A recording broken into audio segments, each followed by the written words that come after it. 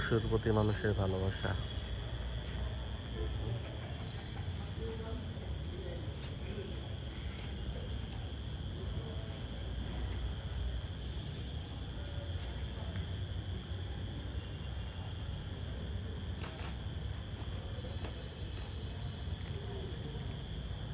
কাকা হচ্ছে একজন মেথর যেটা বলে সমাজে, কিন্তু খুবই ভালো মনের মানুষ।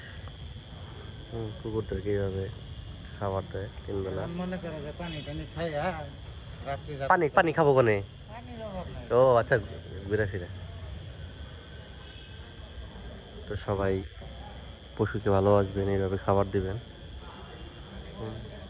এদের তো আসলে কোথাও যাওয়ার জায়গা নেই, রিজিক আপনাদের হাতেই আল্লাহ দিয়ে দিছে।